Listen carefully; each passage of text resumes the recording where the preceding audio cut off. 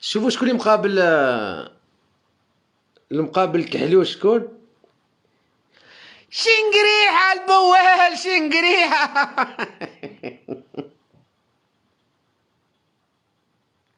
شنقريحة. رجع من فرنسا ولا على بالي.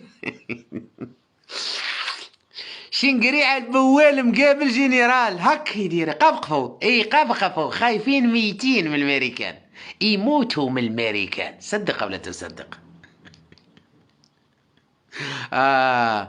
يا عميل المخزن. جات لي اليوم شفتوا الجندي هذا او في قصر الرئاسه تاع المراديه وفي الامريكان شكون اللي جا اليوم؟ جات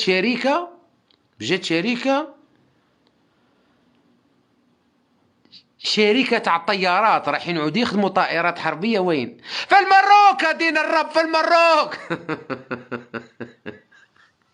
وقولوا طهاري عميل المخزن روحوا شوفوا واش صرا اليوم في المروك ادخلوا الجرائد تاعهم وشوفوا راح يديروا شركه تصنع الطائرات الحربيه. تصنيع الطائرات الحربيه وين؟ في المروك. يا عميل المخزن. راح يديروا شركة بوينغ للقطاع الحربي. وفي الجزائر جا جندي أمريكي بال عليهم وين؟ في قصر الرئاسة. في قصر الرئاسة يوجد جندي أمريكي القائد للأفريكوم بإفريقيا. وفي المروك وش كاين؟ رئيس الشركة تاع البوينغ لقطاع الغيار العسكري للقطاع العسكري باش يخدموا طيارات. وحنايا واش نخدموا قواودة. الجزائريين يخدموا قواودة عند لي زاميريكا. المراركة يديروا في رب لي زافار مع الامريكان يجيبوا في الطيارات. والله العلي العظيم غير اليوم صرات في يوم واحد في الامريكان يا في لي زاميريكان راحوا لزوج بلايص. شركه امريكيه للطائرات الحربيه بوينغ وين راحت للمروك دارت عقود عندها قاعده عسكريه باش يعودوا يصنعوا طيارات. وحنا عندنا في الجزائر شكون اللي بعثوا جندي امريكي باش يعطي طريحه لمن الشنقريحه البوال وتبونا ذاك البغل الهايشه الزيله. نعم هذا هو موقع الجزائر اليوم في العالم.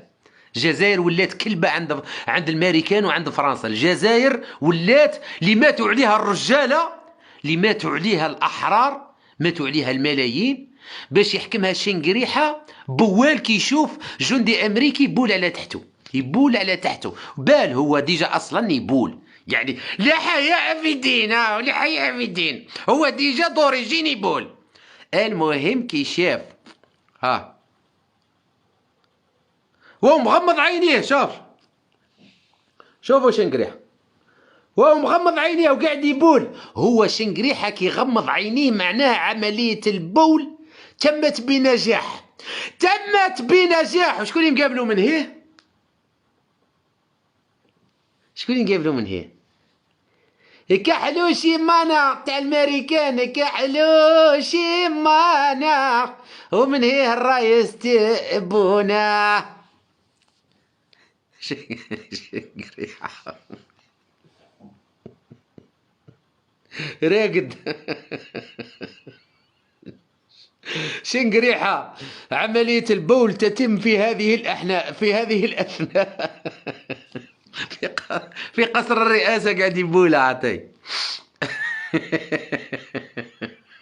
لا حول ولا قوة إلا بالله.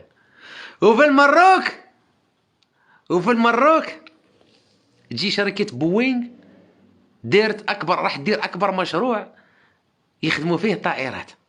وفي الجزائر نخدموا كلاب عند الجنود الأمريكيين. شتو فهمتوا اخوتي شكون هادو اللي حاكمين الجزائر؟ هادو اللي حاكمين الجزائر هم الحركة تاع فرنسا. هذا الناس هما اللي داروا الثورة المضادة في 1963 ضد الاستقلال الجزائري، ضد الثوار اللي جابوا الاستقلال في 1900 في 1830. والجزائريين كل مرة يقومون بثورة ضد الفرنسيين، كانوا بالسيف وقت الرصاص ما كانش. كل مرة يخرج الجزائريون ويقومون بثورة جديدة، كل عام يديروا ثورة ضد الفرنسيين ولم ينجحوا. لماذا لم ينجحوا؟ علاه ما حبوش ينجحوا؟ على خاطر معمرة بالمندسين، على خاطر من بكري كاينين المندسين في وسط المجاهدين، كانت معمرة مندسين. هذوك المندسين موجودون لحد الآن. ولما استطاع المجاهدين باش يخرجوا فرنسا في 1962 داروا عليهم شكون؟ الحركة اللي كانوا يرقدوا معاهم وياكلوا معاهم في كسرة واحدة، في طاجين واحد، اللي كانوا ياكلوا معاهم في طاجين واحد ويباتوا في دار واحدة. هذوك الناس هما اللي داروا على المجاهدين وقتلوهم وداو السلطة في الجزائر. والجزائر أصبحت راكعة تحت فرنسا أكثر من قبل. فرنسا كي كانت حاكمة الجزائر، فرنسا كانت هك، الجزائر كانت هك الدير، كانت الدير الجزائر، كانت تشعل، كانت شابة الجزائر. اليوم كعادوا حاكمينها صحاب الثورة المضادة اللي قتلوا المجاهدين.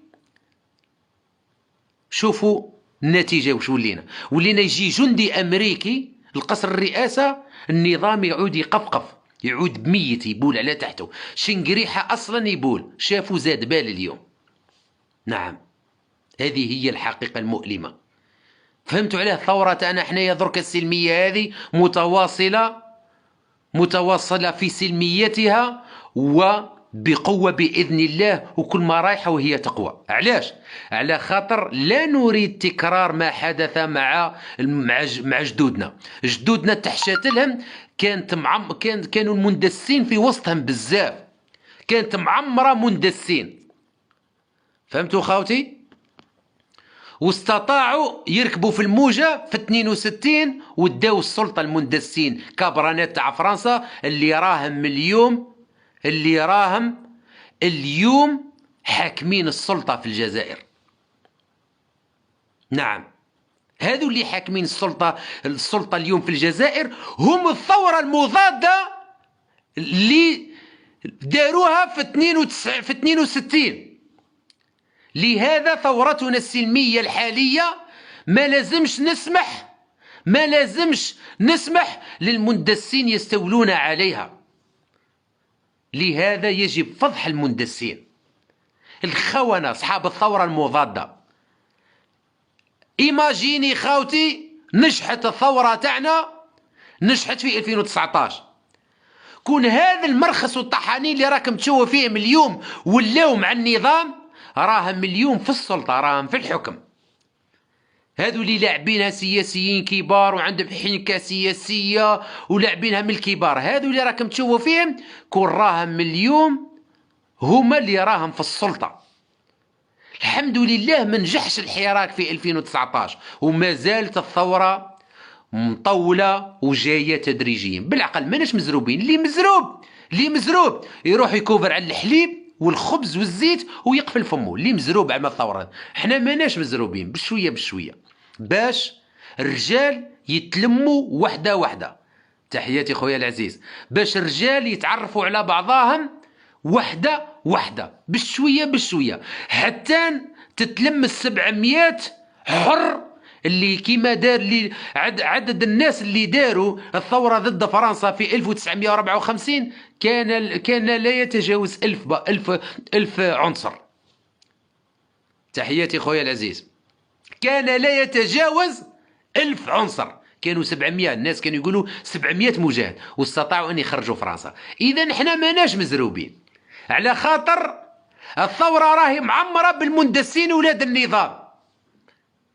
نروحوا معاها غير بشوية حتى تنجح بإذن الله، وستنجح بإذن الله تعالى.